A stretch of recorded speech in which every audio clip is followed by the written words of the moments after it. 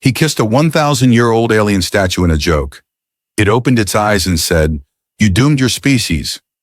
He thought it was just a joke, a dare, a drunken challenge, one kiss on the cold lips of a 1,000-year-old alien statue, just for laughs. But when his lips touched her stone skin, she breathed, her eyes glowing, endless, blue like collapsed stars snapped open, and her voice, deep and ageless, whispered through the silence, "You fool, you have doomed your entire species." He stepped back, laughing nervously. She stepped forward, glowing like fire under glass. This was no statue. She was alive. She was royal. And now they were bound. By a kiss. By a law. By a curse that was never meant to be broken. The wind howled softly through the empty temple. Columns rose into the alien sky like bones, ancient and white, carved with symbols no human could translate. Moss glowed faintly underfoot. The air tasted of metal and forgotten gods. Jace laughed, that kind of uneasy laugh you only make when you are not sure if you're being stupid, brave, or both. "Come on, man," his friend called behind him, phone already recording. "Do it. It's just a statue." Jace turned toward the centerpiece of the ruined courtyard, a towering figure carved from shimmering obsidian blue stone, a woman, 7 feet tall, eyes closed, arms at her sides. She stood against a fractured slab of rock, as if she had been chained to it once or born from it. Her lips were parted slightly. Delicate, too delicate for stone. He stepped closer, heart drumming. 1,000 years, they said. Some alien queen buried after the War of Silence. A myth, maybe, but something about her made the air feel thinner. He smirked, shaking off the chill. "For the views," he muttered and leaned in. His lips brushed hers for barely a second. Cold, smooth, still. Then everything exploded. The ground trembled. The wind died. The moss beneath his boots withered instantly. A strange vibration ran through his spine like music, but wrong. Then, her chest rose. Stone cracked. Her lips parted wider and breathed out. Jace stumbled back, heart seizing. "No way!" Her eyes opened. No pupils, no whites, just endless light like galaxies folded into twin spheres of molten blue. She looked at him, through him, into him. And then she whispered, her voice slow, unused, echoing from places he could not name. "You fool, you have doomed your species." The temple screamed. Stones shattered behind her. Chains of alien steel melted into vapor. Her skin, no longer stone, glowed faintly, veins of silver running beneath her skin like rivers of lightning. She stepped forward. Jace scrambled back until he fell. "Wait, hold on. I didn't mean..." She looked down at him with something far worse than rage. Recognition. "I am Siraxa, last queen of the Silent Dominion." She paused, her voice deep, regal, echoing. "And your kiss has reawakened the pact of binding." "What pact?" he choked. "The one sealed in blood and soul long before your species ever crawled into the stars."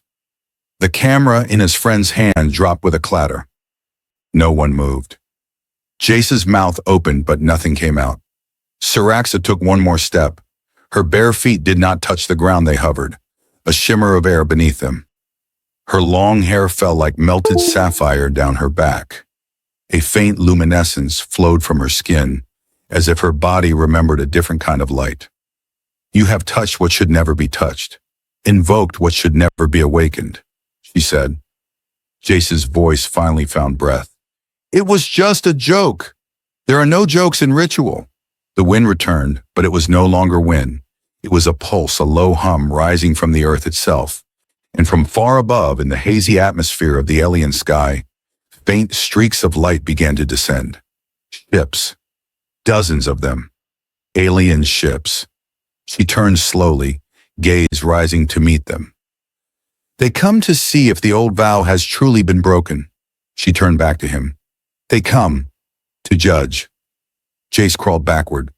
"You've got to be kidding me." Sirax's eyes narrowed. "You do not understand what you've done. You have become part of something ancient, something sacred, something that should have stayed asleep. I'm sorry, he said, his voice breaking, heart pounding in his throat. I didn't mean... She knelt in front of him, and just for a second her voice changed. It became softer, almost tired.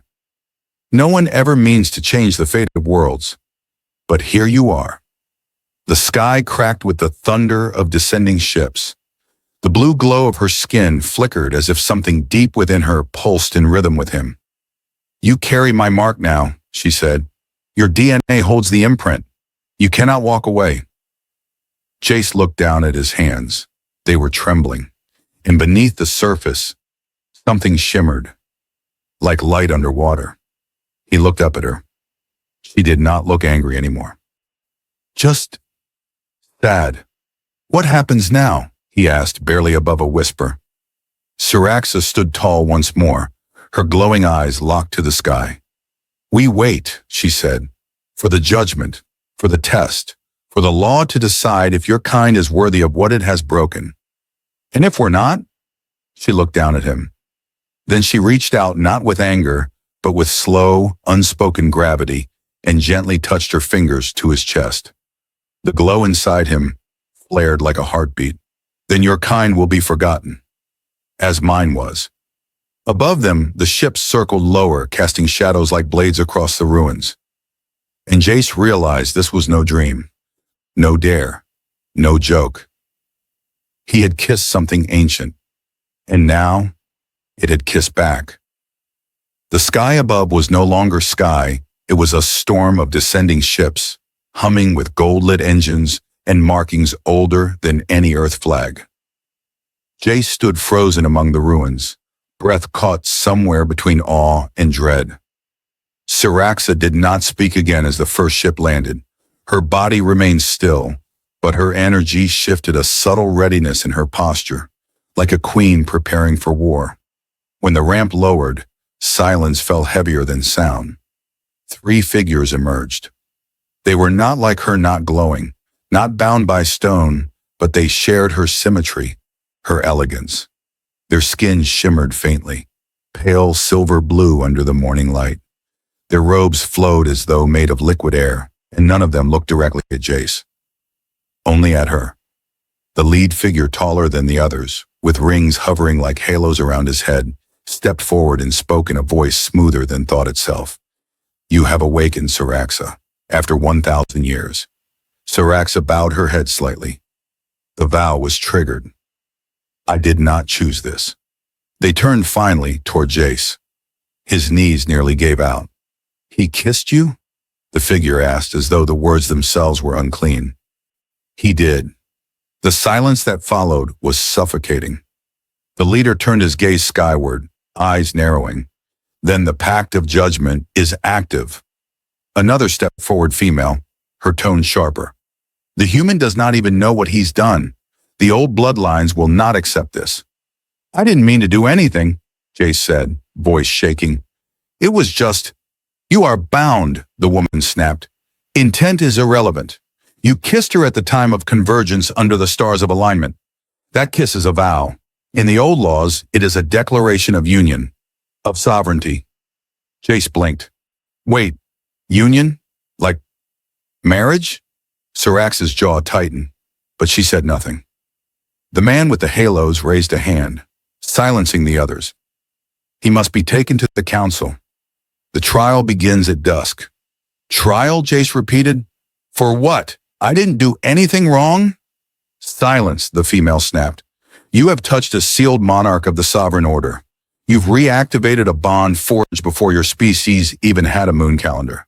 This is treason by blood. Jace turned towards Siraxa. You're not going to let them? She did not meet his eyes. That was worse than anything.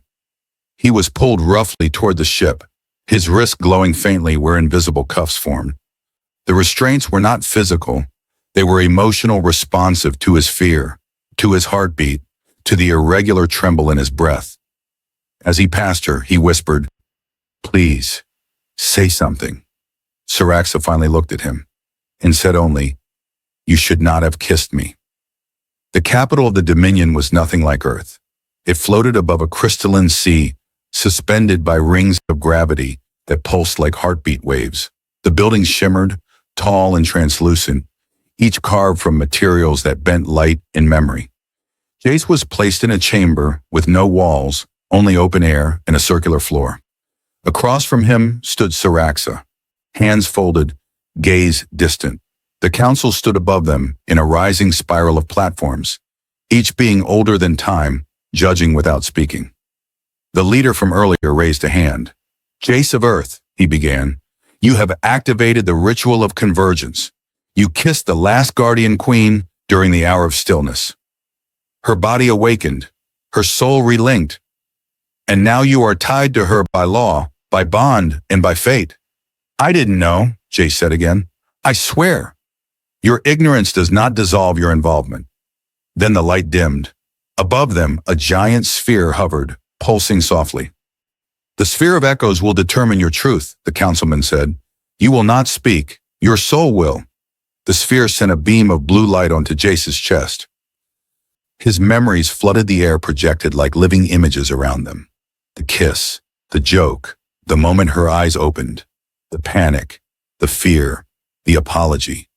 Then it shifted, a flicker of something deeper. In his memory, the way he had looked at her, even before the kiss, like he had seen her, really seen her. The council stirred. He did not intend this, the female counselor murmured, but the bond responded. Siraxa spoke then quietly, but firmly. The bond cannot respond unless the soul is open, even slightly. They all turned to her. You believe this was not chance? One asked. I believe. She hesitated, her jaw tightened. I believe I should speak with him alone. A murmur of disapproval, but the haloed leader nodded. You have 1 hour, then the trial proceeds. They were left alone on the platform. The city glowed below them. The stars above moved slowly, like dancers unsure of their rhythm. Siraxa walked to the edge, silent, then finally spoke. You touched a soul that was never meant to wake. Do you understand that? I don't understand anything, Jace said, except that I'm being blamed for something I didn't even know existed. She turned, her expression unreadable. Do you think this is easy for me? I slept for 1,000 years to prevent this. Prevent what? She walked toward him, each step elegant, careful, like she was holding back something sharp inside her. The trial of convergence is not a trial of crime, she said. It is a trial of compatibility. The last time a queen was kissed during the stillness hour, it led to a war that destroyed 4 star systems. The bond is emotional. It grows or it dies. And if it dies, the system dies with it. Jace stared.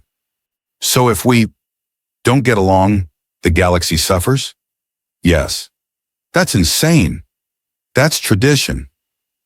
They stood inches apart now. He looked into her glowing eyes. And what if we do get along? Then your people are spared. And what about you? She did not answer. The silence stretched between them. Finally, she said, You remind me of someone I knew long ago. He had the same look, like he never meant to be important. And yet, he was. Jace swallowed. Did you love him? Her voice cracked just slightly. He didn't survive the war. He took a slow breath. So when you looked at me back in that temple, you weren't just angry. No. You were afraid. Yes. They both fell silent again. And then, as if pulled by gravity, their hands almost touched. But she pulled away at the last second. This bond is not a story, Jace. It is a test. And what if we fail? Then the stars go dark. Above them, the sphere pulsed once more. The trial had begun. But in that moment, Jace did not care about judgment or law or galactic tradition. He only cared about the look in her eyes, not godlike, not queenly, but human, and terrified. They placed Jace and Siraxa in the same chamber, not out of kindness but out of design. The Dominion believed that if the bond between them was to be tested, then it must be allowed to either grow or collapse in its natural state. The room was circular, high above the floating city. Its walls were transparent, showing the vast skies and flickering stars beyond. Inside, the space was bare, a single platform to sit on, no beds, no distractions. Just air, silence, and each other. Hours passed. Neither spoke. Jace sat on the floor, legs pulled up, head leaned back against a curved wall. His body was exhausted, but his thoughts spun endlessly. The bond, the trial, the kiss that had started it all, it felt like fiction. And yet here he was, trapped with a woman who glowed when she was angry, and went silent when she was afraid. Syraxa stood at the far edge of the chamber. Her posture was perfect, her face composed, but her eyes, when they occasionally drifted toward him, were not cold, just unsure. She was not stone anymore. She was flesh, breath, history. And Jace had no idea how to touch that without breaking her. Finally, he exhaled, voice low. "So, do you sleep?" She looked at him, a pause. Then, "I try not to." "Too many memories?" She nodded once. He looked back up at the stars. "Yeah, I get that." She watched him longer this time. "What do you remember when you close your eyes?" Jace hesitated, then smiled bitterly. "Not much worth repeating. My father yelling, my mom holding it all together. A planet too crowded to breathe, and friends who don't know how to say anything real." Syraxa tilted her head slightly. "And yet, you kissed a statue." He laughed softly. "Yeah, that part's kind of weird, isn't it?" It was reckless. "Most of the best moments in life are," she blinked, "and the worst. Sometimes they're the same." That made her pause. He leaned forward. "What about you? What do you remember when you close your eyes?" She did not answer right away. Instead, she crossed the chamber slowly and sat beside him, not touching, just near. Close enough that he could feel the warmth of her presence, smell the soft, metallic scent that clung to her skin. "I remember music," she said finally. "A melody played on strings made of crystal, the kind that trembles when you breathe too hard. He used to play it for me." Jace did not ask who. She looked down at her hands. "I remember silence too. After he died, after the cities burned, the stars stopped singing.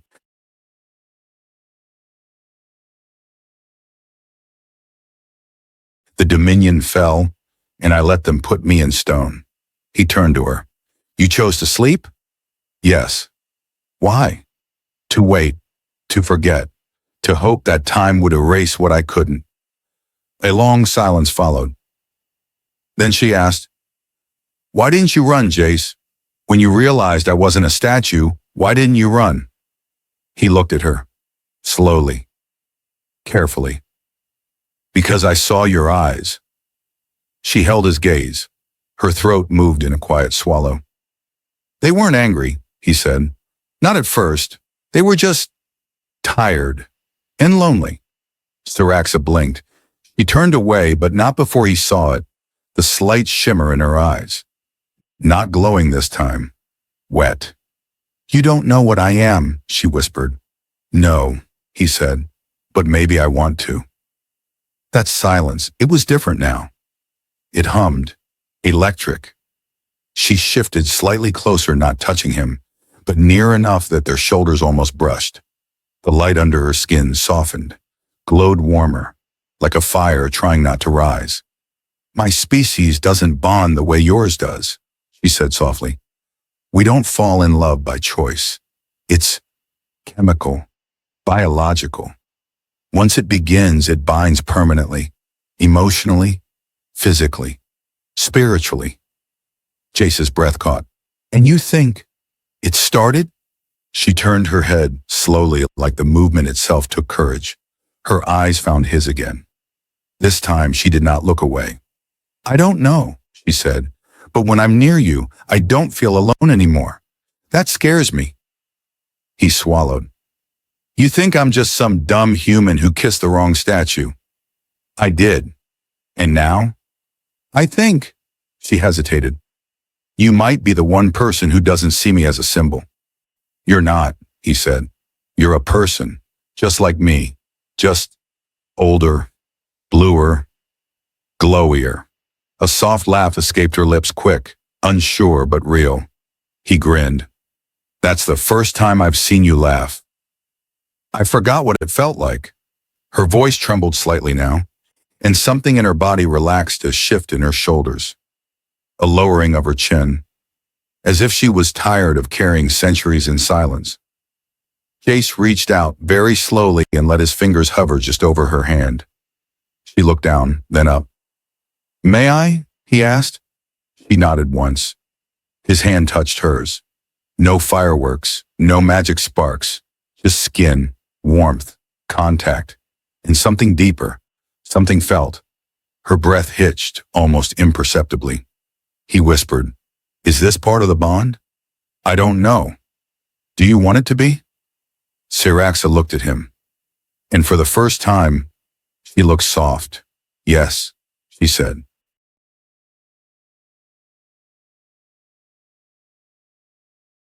He laced his fingers into hers, and in that fragile closeness, surrounded by stars, far from every world that had ever hurt them, something sacred passed between their bodies. It was not lust. It was not fate. It was a choice. To be here, to see each other, to not look away. Later that night, the chamber darkened into a blue twilight. The walls dimmed, the stars blurred. They still sat there, fingers entwined, bodies quiet. Jace asked, What happens if we fail this test? She leaned against his shoulder, just slightly. Her voice was a breath. Then history repeats. And if we pass? She closed her eyes. Then, maybe, we get to write something new. The room was no longer just stone and dust. It was alive now, humming with a quiet power that vibrated beneath their skin. The great chamber, once a forgotten tomb, had restructured itself. Walls of crystal emerged from the earth like breath solidified. Glyphs crawled and shimmered along the surfaces, rearranging themselves with every heartbeat. Something ancient was watching them, not with eyes but with presence. It filled the space, heavy like grief, deep like the ocean. And in the middle of it all stood her, the blue-skinned alien once mistaken for stone. She had not spoken since the moment she declared their bond, not because she lacked words, but because she understood what silence could do. It was heavier than speech.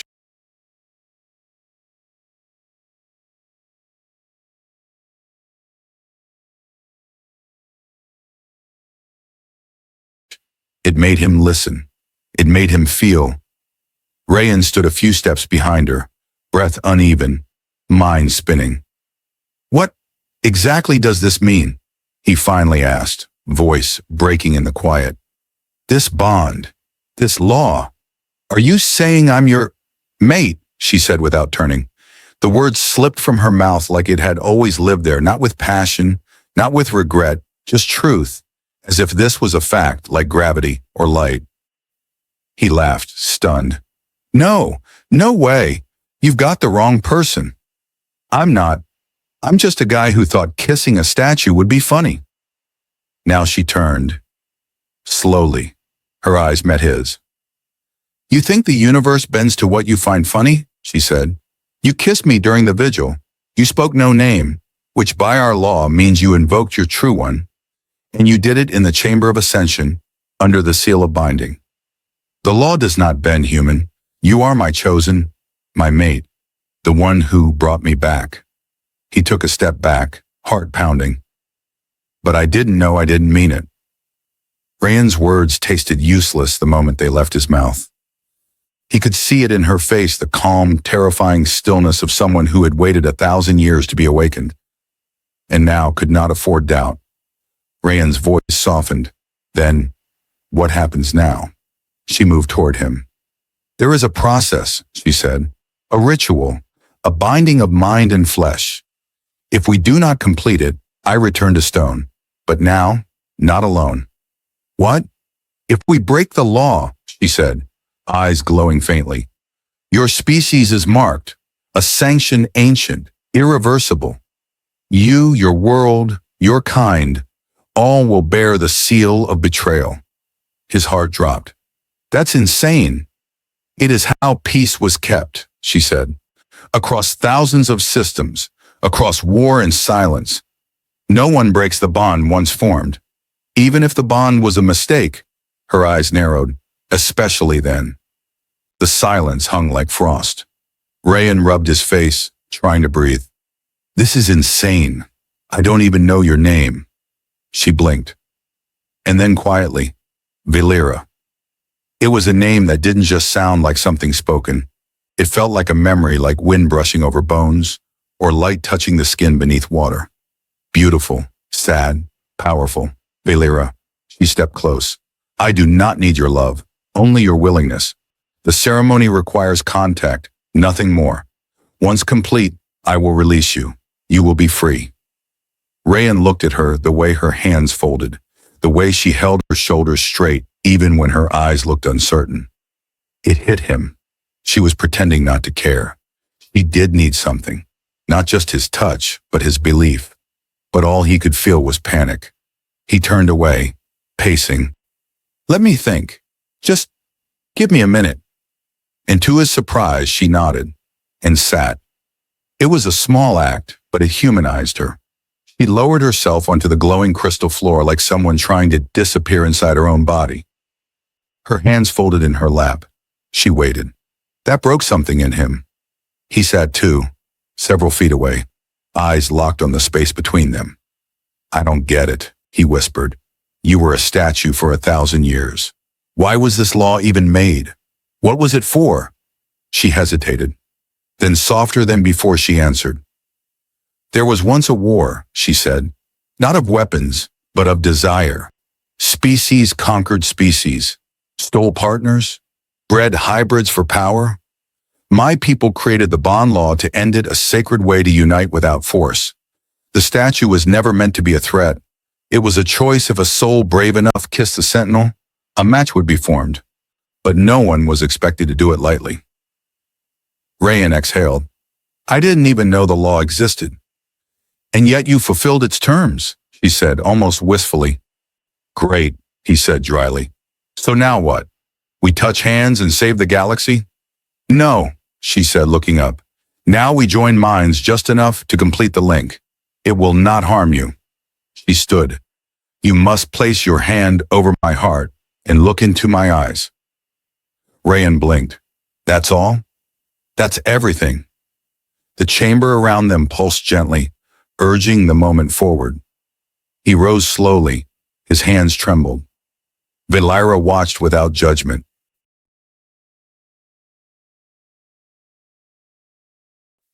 He reached forward, one hand hovering just over her chest. And then she did something unexpected. She closed her eyes, as if trusting him. That made it real. He pressed his palm against her skin. It was warm, not the smooth cold of a statue, but living, soft, real. Her pulse beat through his fingers like a drum calling home. Her eyes opened. They were not just glowing now. They were lit from within. And in that instant he saw, not with eyes, but through memory, sensation, emotion. He saw her childhood running through luminous grass with silver hounds. He saw the ceremony that made her a sentinel wrapped in vines of crystal, her body hardened to stone by honor. He felt her 1,000 years of stillness alone, untouched, aware. He felt the moment he kissed her, how the heat of it surged through her dormant soul like wildfire through frost. She had felt everything, and he had meant none of it. He staggered back, breaking the contact. She swayed but remained still. I'm sorry, he whispered. I didn't know it would feel like that. Now her voice was quieter. Then perhaps you are not as careless as you believe. The bond was now half complete. Yearas looked different. Not just beautiful, but touched, changed. Like someone coming back from a cliff they never meant to fall from. And in his chest, something burned. It was not love, not yet, but something older than that. Responsibility. He had not chosen this either. But she had chosen him now not because of the law, but because he had stepped back and come forward again. He looked at her. What happens next? She tilted her head. You choose. Final contact must be willing. If you offer your thoughts, even your fear, the bond completes. You do not need to desire me. He laughed under his breath. Not desiring you is not the problem. Their eyes met. Not with tension, but with understanding. Not everything broken had to stay that way. He stepped forward once more. And this time he did not shake. The sky above him was no longer blue. It shimmered now like the surface of an oil-slick ocean, bending reality in ripples of violet and silver. The ancient ruins around them had melded into something alive, the stone columns breathing slowly, like chests rising and falling, as if the entire place had been waiting to wake. Just as she had. She stood before him, her eyes no longer just blue, they pulsed like twin suns caught behind a veil. The markings on her skin had spread, glowing softly in sacred patterns that pulsed to his heartbeat. She was no longer just a woman who had once been stone. She was a queen reborn, and she was now bound to him. The sentence had been passed not by her choice, but by the old laws encoded into her very blood. The moment he kissed her, the moment he touched the lips of the royal sentinel, his DNA had unlocked a vow sealed by civilizations long vanished. And now that vow had awakened the sleeping technology buried beneath the ruins, the buried ark that would carry them both to a place neither of them understood. You do not know what you have done, she whispered again, voice gentler this time. But the universe does, and it will respond. He swallowed hard, still trembling, still unsure if he was dreaming. Are you taking me with you? Her hand reached for his, not commandingly, not with fury, with quiet resolve, like someone reaching for a rope in water, needing it too. I cannot survive without you now, she said. And he realized the truth, the bond, whatever ancient thing it was, had tied their fates together completely. If she went, he would be pulled along. If he stayed, she might collapse again, unfinished, incomplete. She was a being of legacy, of memory, of loss, and now, of him. They entered the ark. The doorway was not a door at all, just open air that shimmered like a curtain, splitting for them. Inside there was no metal, no machines, only glowing corridors of light and breath, walls that pulsed like veins, ceilings like starfields. It felt less like stepping into a ship and more like being swallowed by the galaxy itself. He looked back only once to the ruins disappearing behind them, the desert winds already erasing his footprints. And then the door closed, sealing their path. The air shifted, gravity hummed. The ship was alive. He turned to her. Where are we going? She looked up, closing her eyes. To my court, or what remains of it. She opened her hand, revealing a crystal that had floated from the ark's wall. Within it, tiny symbols danced, flickering in the air, as if speaking in ancient tongues. Your kiss awoke the throne bond, but the throne no longer exists, so we must go to where they still remember me. Who? He asked, voice barely above a whisper. My enemies, she said, with a hint of fire beneath her calm. And those who loved me. He should have been afraid.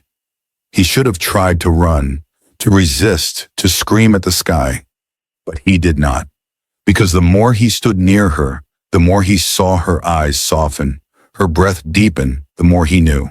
She was just as lost as he was. Two souls thrown together by a joke that had turned into a vow.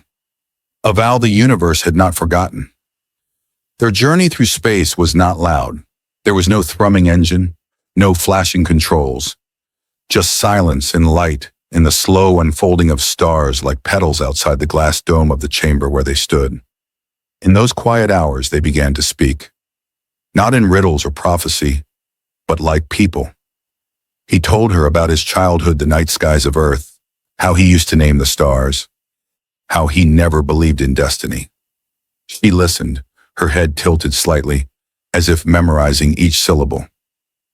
In return, she told him of her world, of a civilization that ruled without cruelty, governed by intuition and emotional resonance, of how the throne bond was sacred, a union not of politics, but of survival. Two hearts syncing, not by choice but by fate written into the very energy of the stars. "Why me?" he asked one night, voice cracking. She reached across the space between them, hesitating, then let her fingers graze his. "Because no one else was foolish enough," she said softly. "And sometimes, the foolish are the ones who change everything." The arc slowed, the lights dimmed. She stood tall again, regal, changed. "We are here," she said. Before them, through the veil of space glass, rose a shattered moon. On its surface, a temple still floated, surrounded by rings of broken stone and strange blue fire. "This is where I once ruled," she said. "And now? Now, I return. Not as queen, but as a bondmate with you." As the arc descended, figures began to appear in the distance, not all human, not all welcoming. The cord of memory had awoken, and it was watching. He stepped forward, heart pounding, knees weak, and took her hand. "If we're going to die," he said, "we may as well look like we meant this." She looked at him for a long moment, and then to his shock, she smiled. When they stepped onto the surface, silence fell. She lifted her chin. The lights in her skin pulsed. The ancient crown, rebuilt from data stored in her veins, formed above her brow. And he, the human who kissed a statue in jest, stood at her side. The court murmured. Voices rose. "Impossible. A human? The bond is real. She has returned." A figure stepped forward, tall, golden, eyes full of warning. "Do you accept the consequence of awakening her?" He nodded, chest tight. "I do." The figure turned to her. "And do you accept him as fate has chosen?" She looked at him, her eyes no longer guarded. "I accept," she said, and suddenly the court bent their knees. The stars shifted, the bond sealed. The kiss that began as a joke became a promise that spanned galaxies. He was no longer just a man. He was her bondmate, her curse, her savior, her future. Did a single kiss really change the fate of two worlds? If you felt every breath, every gaze, every heartbeat of this tale, do not forget to like, comment, and subscribe, because sometimes stories like these feel more real than the world around us. And the next story might begin with your name, Nina.